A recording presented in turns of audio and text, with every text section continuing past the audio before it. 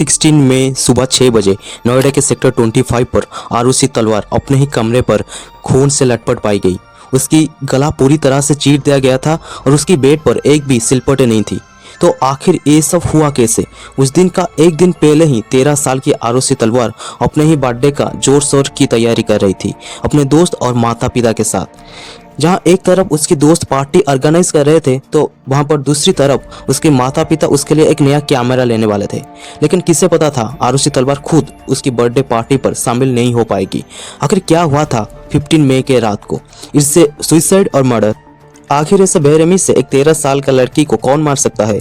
अगर आपके दिमाग में भी ये सारे क्वेश्चन है तो make share and watch this video till and. अगर चैनल पर नए हो तो सब्सक्राइब जरूर कर लेना, क्योंकि ये आपके लिए तो फ्री है, हमारे लिए एक बहुत बड़ी मोटिवेशन है। नोएडा के सेक्टर 25 में रहने वाले आरुषि तलवार का जन्म 24 मई 1994 को हुआ था। अगर हम आरुषि की डेली लाइफस्टाइल की बात करें तो वो रोज़ सुबह स्कूल को निकल जाती है और उसकी माता पिता नुपुर और राजेश अपने क्लिनिक पर निकल जाते हैं। लेट दोपहर को सब घर आ जाते हैं, साथ में लंच करते हैं and they used to live like a happy family. और 16 मई 2008 को चीज़ें अलग तरीके से बदल गया। 16 मई के सुबह 6 बजे आरुषि की घर का मेड रोज़ की तरह आकर बेल बजाई।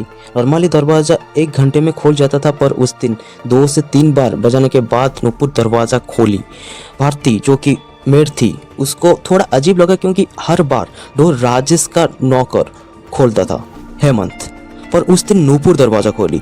वो अंदर जाकर देखा तो सब शांत था। राजेश एक चेयर पर बैठा था और ऐसे लग रहा था कि वो कुछ गहराई से कोई बात को सोच रहा है। पर उसके बाद पता चला कि आरुषि यानी राजेश और नुपुर की बेटी की हत्या हो चुकी है। कुछ देर बाद वहां पर पुलिस आती है और इन्वेस्टिगेशन शुरू करता है। पुलिस राजेश और नुपुर के साथ साथ आसपास के लोगों को भी पूछताछ करती है। चलिए जानते हैं राजेश और नुपुर का स्टेटमेंट क्या था। उसके अनुसार रात के 12 बजे राजेश और नुपुर आरुषि के रूम में गए उसका बर्थडे विश करने के लिए। उस टाइम आरुषि मोबाइल चला रही थी। जब राजेश और नुपुर उसके बर्थडे विश करने के लिए गए तो वो बहुत खुश हुआ।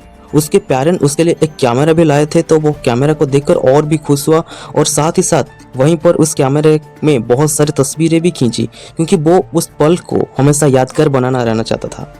उसके बाद राजेश यानी आरुषि के पापा बोले कि आरुषि अपनी वाईफाई ऑन कर लो, क्योंकि राजेश अपना काम कर सकते अपने लैपटॉप में। यह कहकर राजेश और नुपुर अपने कमरे में चले गए। नुपुर की स्टेटमेंट के अनुसार हर दिन वो आरुषि के रूम का सोने से पहले ही लॉक करती है और चाबी वो अपने पास ही रखती थी, पर उस दिन वो चाबी खो गई थी। नुपुर के पास वो चाबी खो गई थी। ये स्टेटमेंट सुनकर पुलिस को भी थोड़ी अजीब लगा। उसके बाद राजेश ने बोला कि सुबह उन दोनों का आरुषि को डेड बॉडी मिली उसकी अपने ही रूम में। ये सारे स्टेटमेंट पुलिस ने रिकॉर्ड किया और कुछ समय बाद पुलिस को और एक इंटरेस्टिंग बात पता चला कि फैमिली में और एक मेंबर मिसिंग है और वो है उनको नौकर हेमंत। राजेश और नुपुर के स्टेटमेंट के अनुसार कल रात को ही हेमंत गायब है और ये सब सुनकर सारे का सारा शक हेमंत के ऊपर ही जाता होगा। लेकिन तभी एक ऐसा चीज़ घटी जिसको कोई भी इमेजिन नहीं कर सकता है। पुलिस को सीढ़ियों के पास कुछ खून मिला जो कि आरुषि का नहीं था। इसके बाद देखा गया कि सीढ़ियों के दरवाजे पर एक ताला लगा हुआ था और उसमें भी कुछ खून लगा हुआ था।